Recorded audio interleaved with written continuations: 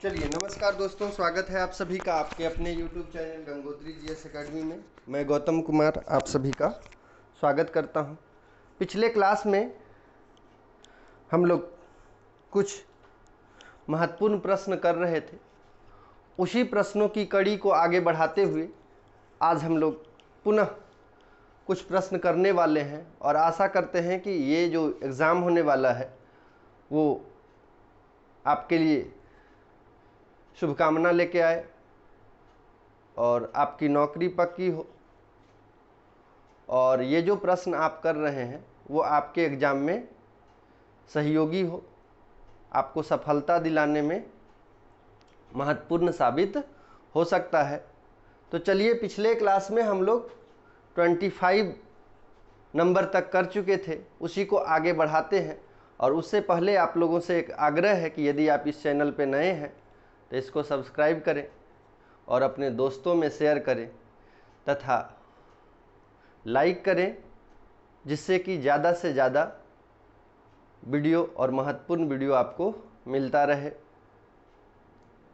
इसके अलावे यदि भूगोल से संबंधित कोई भी सलाह लेना है, ठीक है, कोई भी नोट्स लेना है, तो आप व्हाट्सएप नंबर पे मैसेज कर सकते हैं। टेलीग्राम चैनल ज्वाइन कर सकते हैं, गंगोत्री जीएस एकेडमी के नाम से ही है। और यूट्यूब पर हम लोग का जो चैनल है गंगोत्री जीएस एकेडमी, वहाँ पर भी कमेंट कर सकते हैं। ठीक है, तो चलिए ज़्यादा समय न लेते हुए क्लास को आगे बढ़ाते हैं।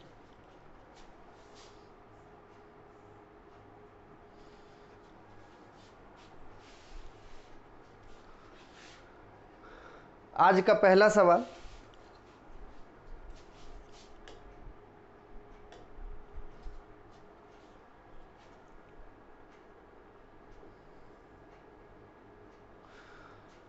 आज का पहला सवाल है, कौन सी नहर बाल्टिक सागर को उत्तरी सागर से मिलाती है।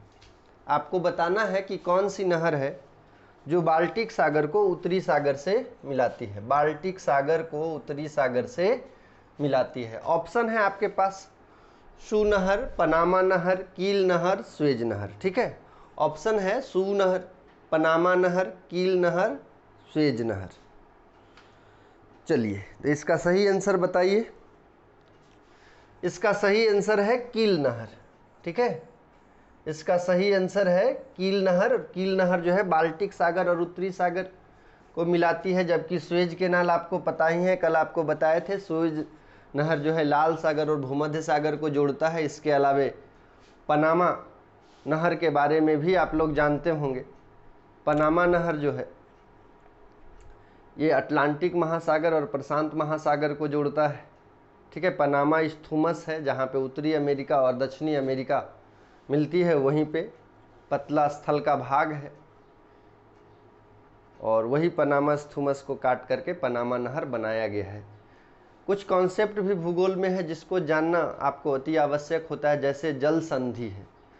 जल संधि तो नाम से ही समझिएगा जल को जोड़ने वाला, तो वैसा जल का सकरा भाग जो दो महासागरों को जोड़ता है और दो महाद्वीपों को अलग करता है, जल संधि कहलाता है। इसी प्रकार से स्थूमस है जिसका हिंदी होता है जल डमरू मध्य। तो जल डमरू मध्य क्या है?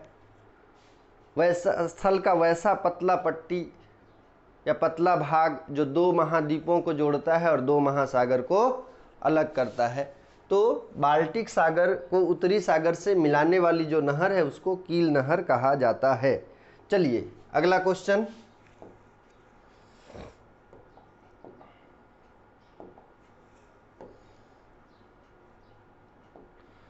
चलिए, द्वीपों की सर्वाधिक संख्या किस महासागर में देखने को मिलती है। आप लोग को बताना है कि द्वीपों की संख्या किस महासागर में देखने को सर्वाधिक मिलती है, या द्वीपों की सर्वाधिक संख्या किस महासागर में देखने को मिलती है। आपके पास ऑप्शन है अटलांटिक महासागर, प्रशांत महासागर, हिंद महासागर, आर्कटिक महासागर। और आशा करते हैं कि आप सभी इस प्रश्न का आंसर ठीक ठाक कर पाइएगा।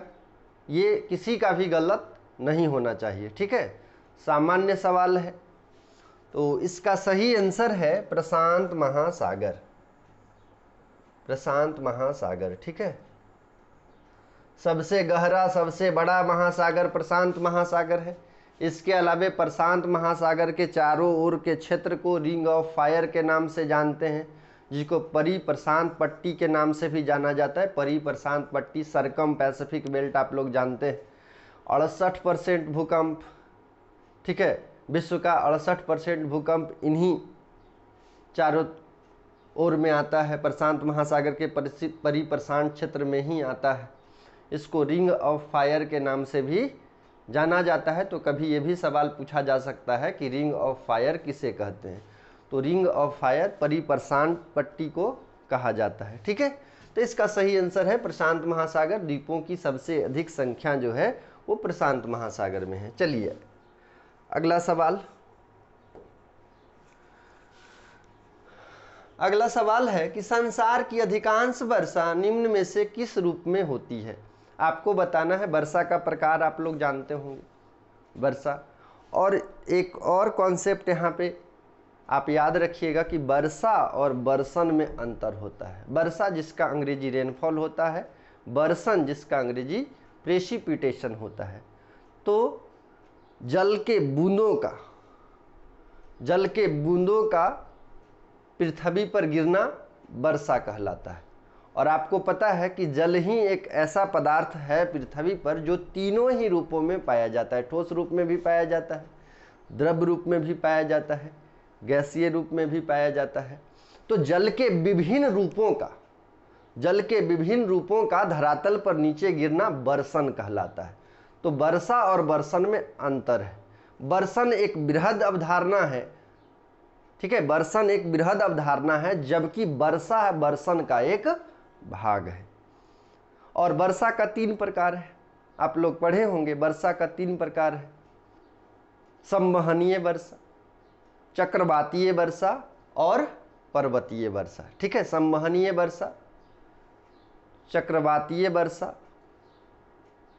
और पर्वतीय वर्षा। ठीक है, तो यहां पे बताना है कि किस प्रकार की वर्षा सबसे अधिक होती है। संसार की अधिकांश वर्षा निम्न में से किस रूप में होती है। आपके पास ऑप्शन है पर्वतीय वर्षा, मानसूनी वर्षा, संवहनीय वर्षा और चक्रवातीय वर्षा। देखिए यहाँ पे आपको हम बताए कि वर्षा का 3 प्रकार है। ठीक है, पर्वतीय वर्षा, संवहनीय वर्षा और चक्रवातीय वर्षा। मानसूनी वर्षा जो है वो मानसून के दौरान जो वर्षा हो रही है उसको मानसूनी वर्षा बोलते हैं। और मानसूनी वर्षा कहीं ना कहीं संवहनीय वर्षा के अंतर्गत ही शामिल होता है। तो आइए, इसका सही आंसर होगा संवहनीय वर्षा। इसका सही आंसर क्या है? संवहनीय वर्षा। देखिए, सूर्य का प्रकाश जब पृथ्वी पर आता है, सूर्य का प्रकाश जब पृथ्वी पर आता है तो यह धरातल को गर्म करता है। और यहाँ पर जो जल के कुछ क्षेत्र हैं, जो जल है वो जल वाष्पीकृत होता है और इस प्रकार से संवहनीय धारा का निर्माण होता है। इस प्रकार से संवहनीय धारा का निर्माण होता है, संवहनीय तरंगों का निर्माण होता है। और ये संवहनीय तरंग गर्म है, जब ऊपर जाती है ठंडी होती है और इसका क्या होता है? कंडेंसेशन होता है और बादल का निर्माण होता है। पुनः यह वर्षा के रूप में पृथ्वी पर आता है। तो इस प्रकार के वर्षा को क्या कहते हैं? ये संवहनीय वर्षा का प्रकार है।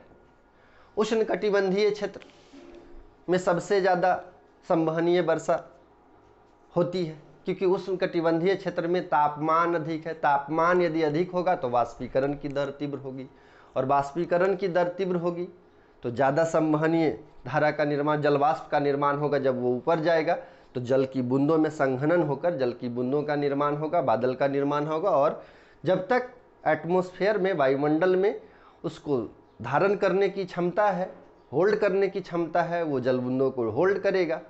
और जब जल धारण करने की क्षमता से ज़्यादा हो जाएगा तो वो जल की बूंदों के रूप में पुनः पृथ्वी पर आके गिरता है। तो याद रखिएगा, सबसे अधिक वर्षा जो है संवहनीय वर्षा होती है।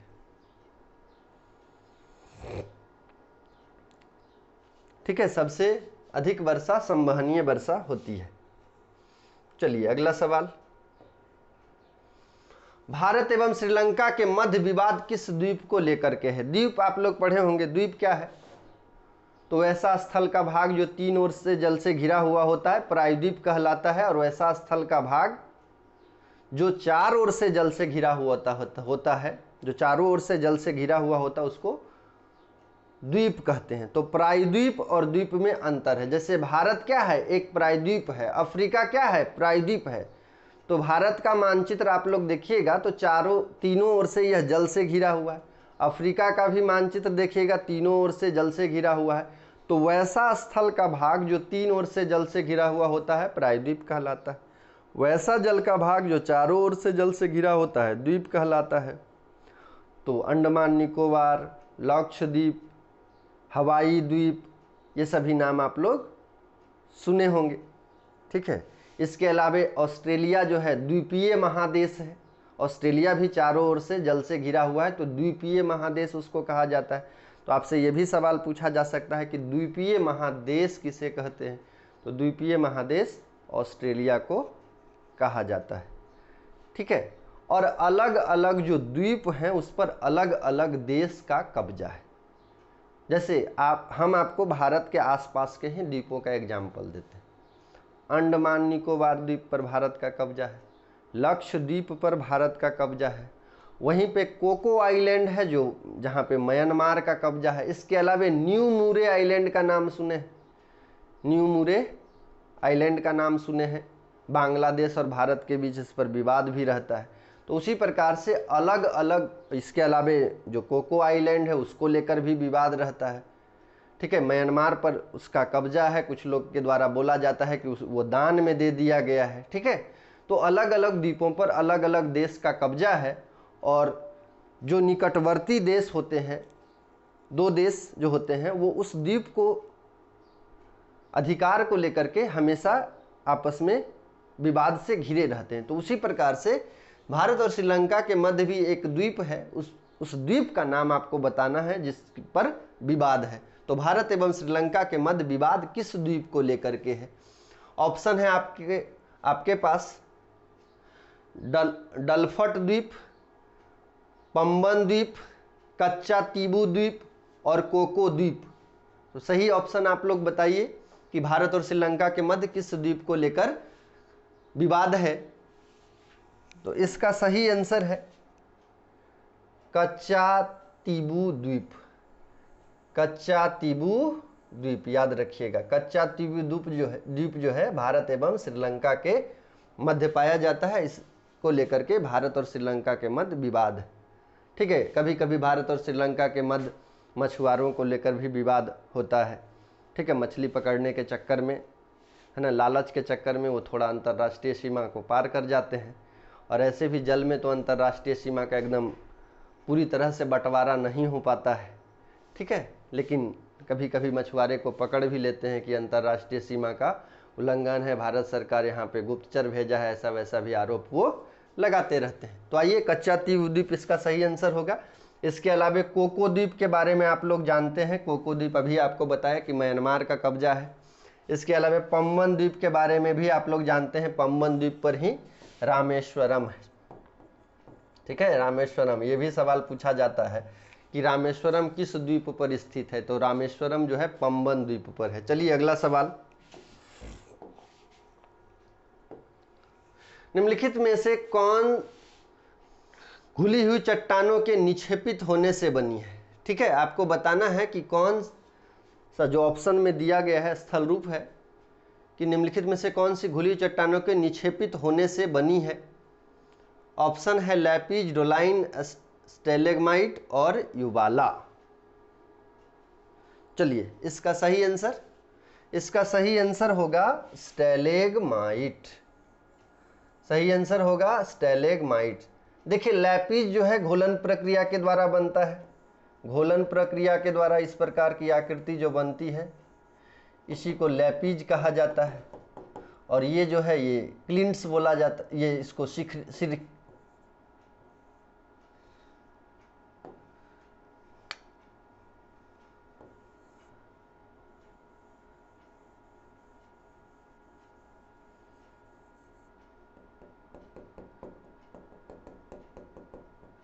ये है आपका लेपिज,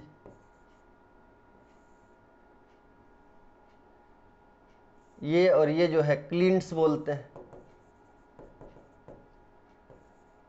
शिखरिका बोला जाता है हिंदी में, और ये जो बीच में गैप है इसको बीदर बोला जाता है, बीदर बोलते हैं। तो याद रखिएगा ये अपरदनात्मक है। इसके अलावे डोलाइन की बात करें तो ये भी अपरदनात्मक है, ये भी अपरदनात्मक, ये भी अपरदनात्मक, और ये है आपका निक्षेपात्मक, निक्षेपात्मक। ठीक है, देखे होंगे आप लोग कि जब कंदरा की छत से घुला हुआ पदार्थ नीचे टपकता है तो इस प्रकार से इसका निर्माण होता है, स्टैलेक्टाइट इसको बोलते हैं। इसके अलावा ये जो है ये स्टैलेग्माइट है। इसके अलावा जहाँ पे दोनों मिलता है इसको कंदरा स्तंभ कहते हैं, कंदरा स्तंभ।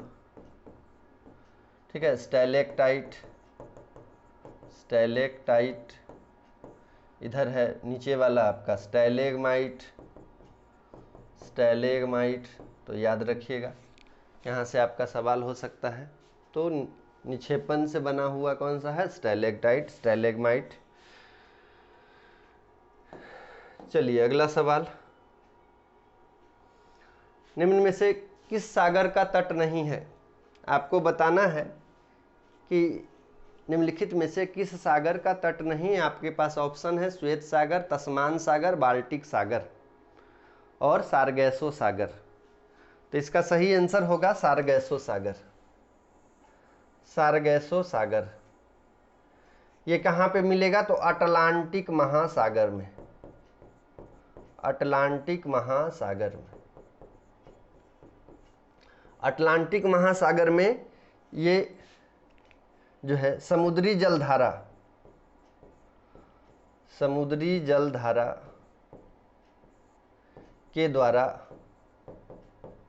जमा किया गया कचरा है, कचरा, एल्गी, ठीक है, समुद्री प्लांट्स, ये सभी यहाँ पे देखने को मिलता है। ठीक है, किस प्रकार से? तो आप इस प्रकार से देख सकते हैं, इस प्रकार से इधर जो है उत्तरी विषुवतीय जलधारा मिलेगी, विषुवतीय जलधारा। इसके अलावा गल्फ स्ट्रीम, गल्फ स्ट्रीम, फिर आपका कनारी करेंट। तो इस प्रकार से यहाँ पे आपको सारगैसो सागर देखने को मिलता है। तो चलिए अगला सवाल,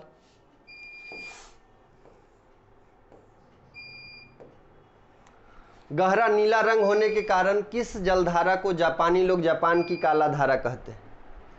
ठीक है, काली धारा कहते हैं। तो गहरा नीला रंग होने के कारण किस जलधारा को जापानी लोग जापान की काली धारा कहते हैं? ऑप्शन है आपके पास सुसीमा जलधारा, क्यूराइल जलधारा, क्यूरोशियो जलधारा, गल्फ स्ट्रीम। ठीक है, सही आंसर आप लोग को बताना है।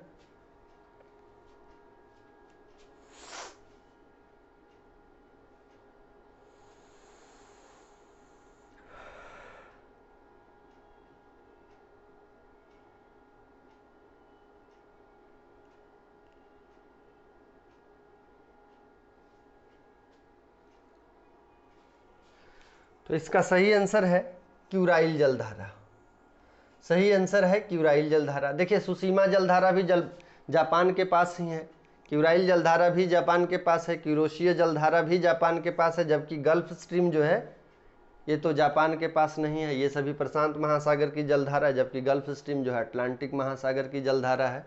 तो क्यूराइल जलधारा को जापानी लोग जापान की काली धारा कहते हैं। ठीक है, चलिए अगला सवाल,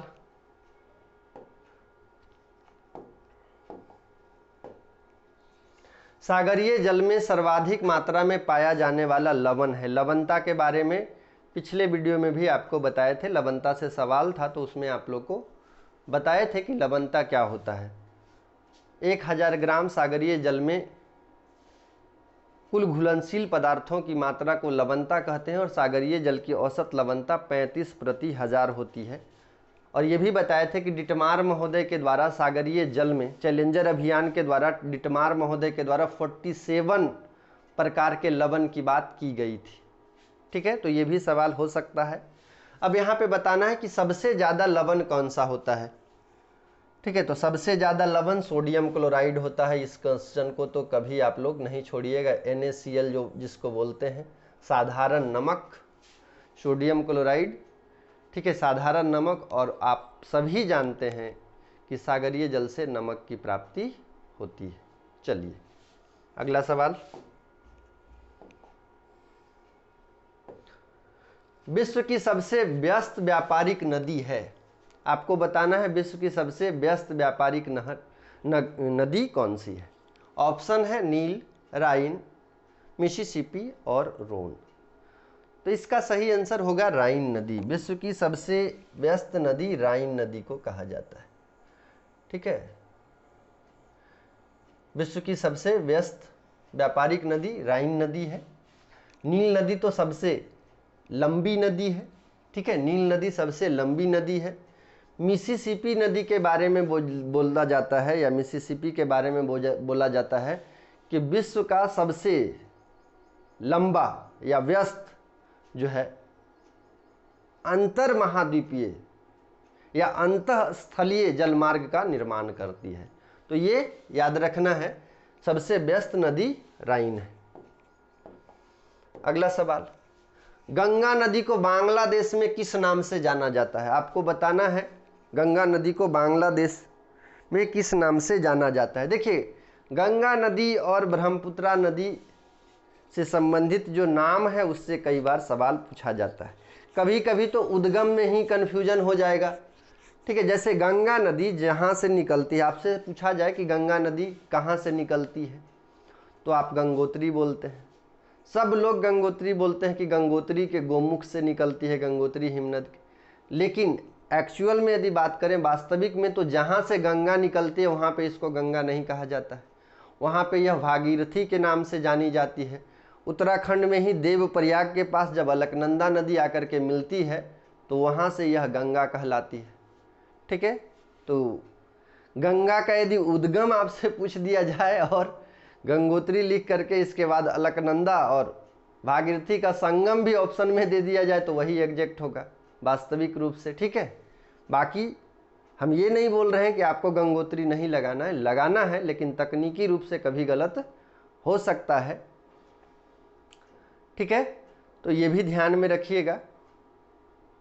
इसके अलावे भागीरथी नदी की जहाँ तक बात करें तो टिहरी डैम जो है भागीरथी नदी और भीलगाना के संगम पे उत्तराखंड में जो टिहरी डैम है। तो यहाँ पे गंगा नदी को बांग्लादेश में किस नाम से जाना जाता है, तो ये बताइएगा। पद्मा के नाम से जाना जाता है। ठीक है, इसको पद्मा के नाम से जाना जाता है, पद्मा के नाम से जाना जाता है बांग्लादेश में गंगा नदी को। ठीक है, इसके अलावे ब्रह्मपुत्रा नदी जब आकर के मिलती है तो यहीं पे बांग्लादेश में इसको, बांग्लादेश में संयुक्त धारा को क्या बोलते हैं, मेघना बोला जाता है। ठीक है, ब्रह्मपुत्र,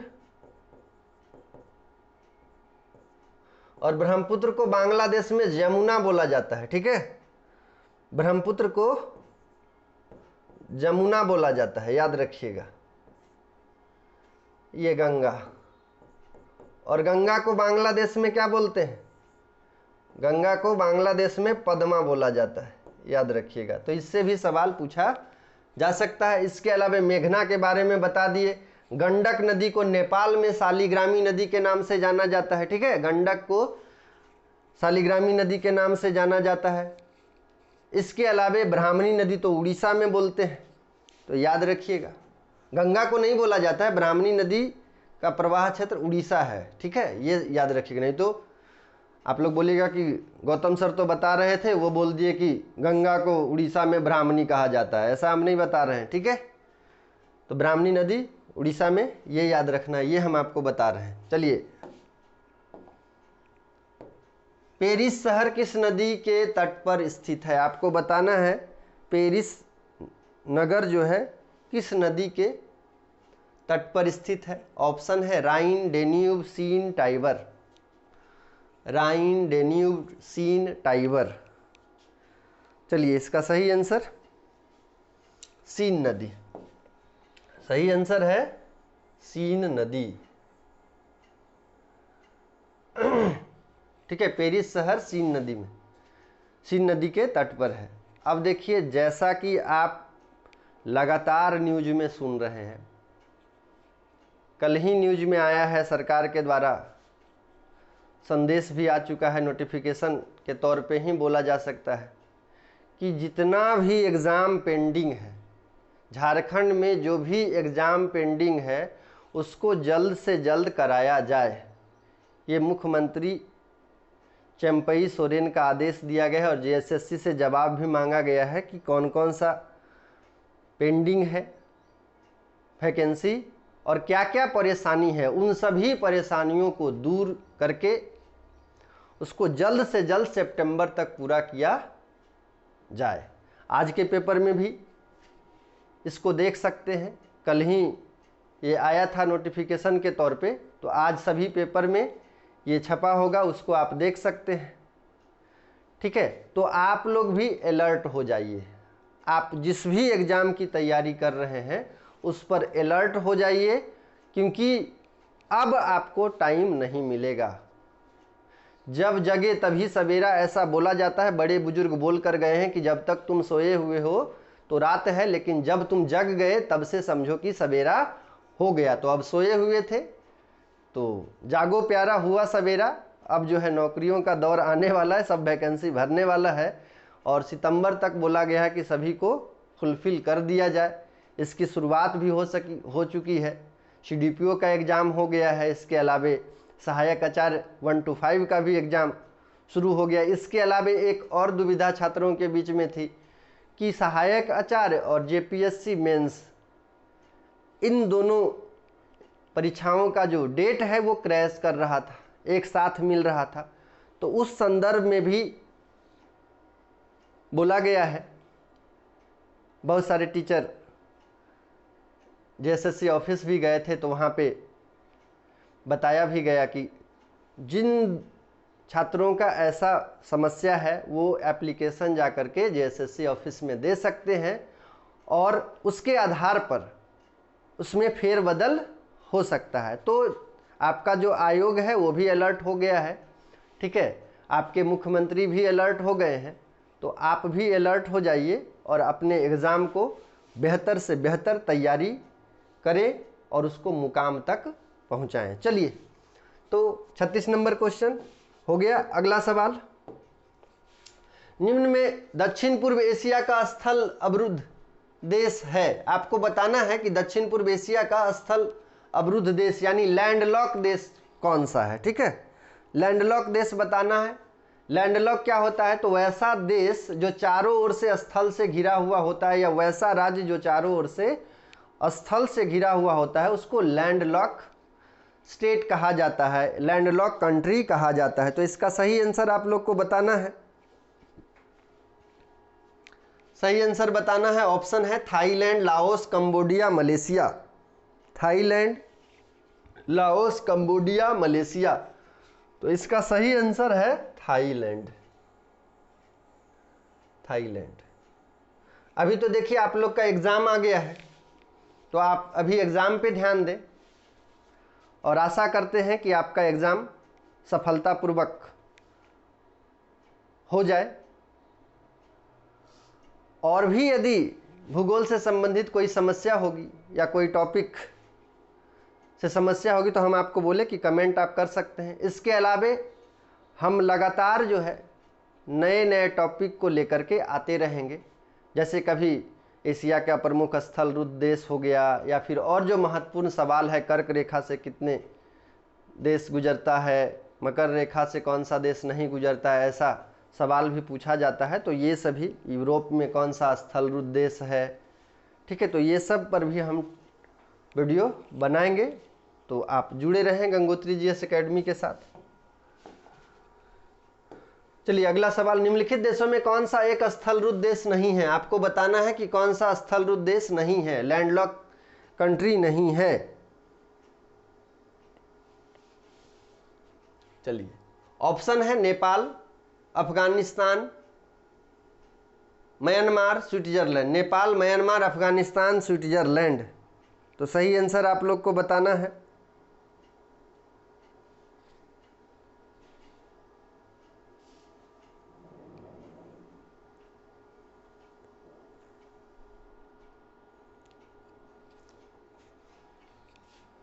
इसका सही आंसर है म्यांमार। ठीक है, इसका सही आंसर है म्यांमार, याद रखिएगा।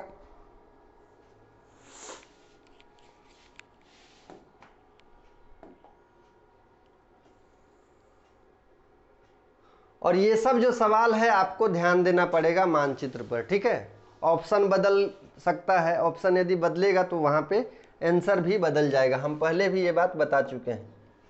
निम्नलिखित में से किसे 5 सागरों का पतन कहा जाता है? आपको बताना है कि 5 सागरों का पतन किसे कहा जाता है। ऑप्शन है व्लादिवोस्तोक, मॉस्को, मरमस्क और लेनिनग्राड। ठीक है, ये सभी जो है रूस का शहर है। ठीक है, तो आपको बताना है किसे 5 सागरों का पतन कहा जाता है। सही ऑप्शन इसका है, इसका सही आंसर है मॉस्को। ठीक है, सही आंसर है मॉस्को। मॉस्को को 5 सागरों का पतन कहा जाता है। ठीक है, मॉस्को को 5 सागरों का पतन कहा जाता है। चलिए अगला सवाल, निम्नलिखित में से कौन टोक्यो का बंदरगाह है? आपको बताना है कि कौन सा बंदरगाह जो है टोक्यो में है। कोबो, ओसाका, नगोया, याकोहामा। ठीक है, कोबो, ओसाका, नागोया और याकोहामा। तो इसका सही आंसर है याकोहामा। ठीक है, सही आंसर है याकोहामा, जापान आप लोग को पढ़ना है। ठीक है, अब दिया गया है जापान का मत्स्यन, तब आप जापान का मत्स्यन पढ़िएगा तो जापान के बारे में भी कुछ चीजें पढ़ना पड़ेगा। ठीक है, चलिए, निम्नलिखित में से किस प्रकार के वनों का विस्तार केवल उत्तरी गोलार्ध में पाया जाता है? आपको बताना है कि किस प्रकार का वन जो है जिसका विस्तार केवल उत्तरी गोलार्ध में है। ऑप्शन है भूमध्य सागरीय वन, समशीतोष्ण कोणधारी वन, मानसूनी वन और विषुवत रेखीय उष्णार्ध वन। तो कौन सा वन है जिसका विस्तार केवल उत्तरी गोलार्ध में पाया जाता है? इसका सही आंसर होगा समशीतोष्ण कोणधारी वन। समशीतोष्ण कोणधारी वन। जब आप वर्ल्ड मैप देखिएगा तो उत्तरी गोलार्ध में स्थल का भाग ज्यादा है, दक्षिणी गोलार्ध में जल का भाग ज्यादा है, तो जल पे तो वनस्पति होगी नहीं। ठीक है, तो समशीतोष्ण कोणधारी वन जो है वो सिर्फ उत्तरी गोलार्ध में पाया जाता है। ठीक है, चलिए अगला सवाल,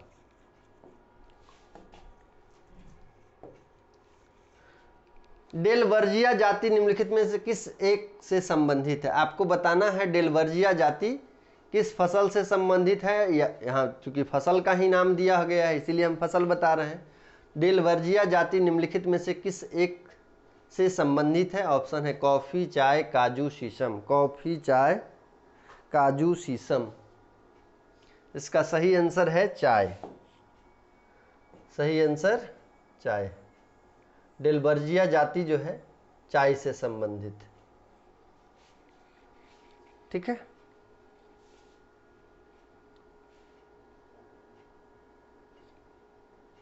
सॉरी माफ कीजिएगा, शीशम। शीशम। ठीक है, डेलवर्जिया जाति निम्नलिखित में से किस एक से संबंधित है? शीशम से। चलिए नेक्स्ट, किस प्राकृतिक प्रदेश को विकास का प्रदेश कहा जाता है? आपको बताना है किस प्राकृतिक प्रदेश को विकास का प्रदेश कहा जाता है। मानसूनी प्रदेश, विषुवतीय प्रदेश, भूमध्य सागरीय प्रदेश, सवाना प्रदेश। ठीक है, तो इसका सही आंसर होगा मानसूनी प्रदेश। मानसूनी प्रदेश। ठीक है, यहाँ के जो भी क्षेत्र हैं, जो भी देश हैं, वो अभी विकासशील देश की श्रेणी में आते हैं। ठीक है, एशिया में एकमात्र ऐसा देश जापान है जो विकसित देशों की श्रेणी में है। तो मानसूनी प्रदेश में जो भी देश रह रहे हैं वो अभी विकास के दौर में है, अभी विकास कर रहे हैं। तो मानसूनी प्रदेश को विकास का प्रदेश कहा जाता है। चलिए, रोपण कृषि किस प्राकृतिक प्रदेश में की जाती है? आपको बताना है कि रोपण कृषि किस प्राकृतिक प्रदेश में की जाती है। ऑप्शन है विषुवतीय प्रदेश, सवाना प्रदेश, भूमध्य सागरीय प्रदेश और मरुस्थलीय प्रदेश। तो बताइए, रोपण कृषि किस प्राकृतिक प्रदेश में की जाती है? ऑप्शन है विषुवतीय प्रदेश, विषुवतीय प्रदेश। ठीक है, रोपण कृषि के बारे में आप लोग को बताए हैं। ठीक है, कि कौन कौन सा रोपण कृषि है। चाय, कहवा, गन्ना, काजू, रबड़, ये सभी विषुवतीय प्रदेश में अधिकांश तौर पर लगाया जाता है। तो विषुवतीय प्रदेश को ही रोपण कृषि के रूप में भी जाना जाता है। तो रोपण कृषि किस प्राकृतिक प्रदेश में की जाती है? तो विषुवतीय प्रदेश इसका सही आंसर है। चलिए अगला सवाल,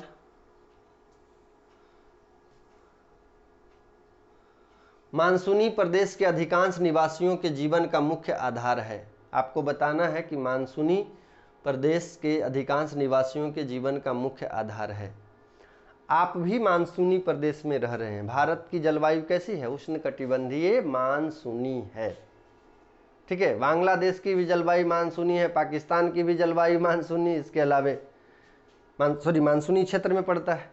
इसके अलावा श्रीलंका भी मानसूनी क्षेत्र में पड़ता है। तो आपको बताना है मानसूनी प्रदेश के अधिकांश निवासियों के जीवन का मुख्य आधार है। तो इसका सही आंसर है कृषि। ठीक है, इसका सही आंसर है कृषि। आप भारत को ही एग्जाम्पल के तौर पे रखिए। ठीक है, दूसरी सबसे बड़ी जनसंख्या भारत में निवास करती है। कुल विश्व का 2.42% क्षेत्रफल है, जबकि 17% से ज़्यादा 17.6% जो है जनसंख्या भारत में निवास करती है। तो भारतीय लोगों का मुख्य पेशा क्या है? कृषि है।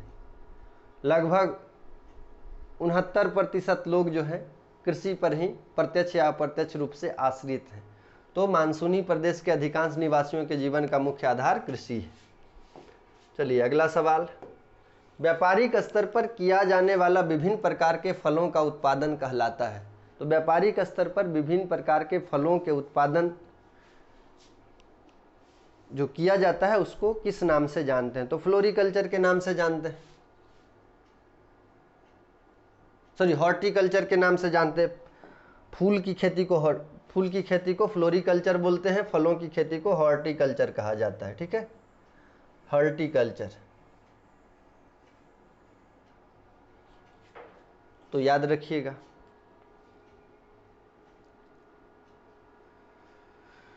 व्यापारिक स्तर पर किया जाने वाला विभिन्न प्रकार के फलों का उत्पादन कहलाता है हॉर्टिकल्चर।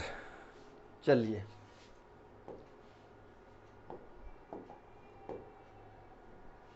कुंजवास कोयला क्षेत्र निम्नलिखित में से कहाँ स्थित है? इसका आंसर कल भी बताए थे, ये रिपीट क्वेश्चन हो गया है। ठीक है, ये क्वेश्चन रिपीट हो गया है। कुंजवास कोयला क्षेत्र निम्नलिखित में से कहाँ स्थित है? इसका सही आंसर है रूस। ठीक है, सही आंसर है रूस। धरातल के सर्वाधिक भाग पर निम्नलिखित में से किस चट्टान का विस्तार पाया जाता है? आपको बताना है कि धरातल पर सबसे अधिक कौन सी चट्टानें पाई जाती है। ठीक है, तो इसका सही आंसर होगा अवसादी चट्टान। इसका सही आंसर होगा अवसादी चट्टान। देखिए, अवसादी चट्टान और आग्नेय चट्टान के बारे में थोड़ा सा कन्फ्यूजन है, उसको दूर कर लीजिए। क्रस्ट के निर्माण में सबसे अधिक योगदान जो है आग्नेय चट्टान का है। भूपृष्ठ के निर्माण में सबसे अधिक योगदान आग्नेय चट्टान का है, लगभग 95% बोला जाता है। लेकिन जब विस्तार की बात करें तो सबसे ज़्यादा विस्तार जो है वो अवसादी चट्टान का पाया जाता है। सबसे अधिक विस्तार अवसादी चट्टान का पाया जाता है। जब कभी आपसे पूछ दिया जाएगा कि भूपृष्ठ के निर्माण में कौन से चट्टान का योगदान अधिक है, तब आग्नेय चट्टान होगा। लेकिन पृथ्वी पर विस्तार सबसे ज़्यादा किसका है, तो अवसादी चट्टान का है। ठीक है, क्योंकि अवसादी चट्टान का निर्माण आग्नेय चट्टान और रूपांतरित चट्टान दोनों के अपक्षय एवं अपर्दन के पश्चात जो प्राप्त पदार्थ है उसके परत दर परत जमने के कारण होता है। तो अपक्षय और अपर्दन एक प्रगतिशील क्रिया है, निरंतर घटने वाली क्रिया है। ठीक है, नदी जो है लगातार किसी भी क्षेत्र में बहती है और वो क्या करती है कि पर्वतीय वाले भाग को काट करके वो सागरीय भाग में उसको लगातार निक्षेप करती रहती है। तो अपर्दन और अपक्षय का काम लगातार चलता रहता है। जो उत्थित भाग है वो लगातार घिस घिस कर उसकी ऊंचाई घटते रहती है। इसके अलावे जो नीचे गहराई पर स्थित भाग है, सागरीय तल्ली है या गहराई पर स्थित भाग है, उसमें लगातार निक्षेप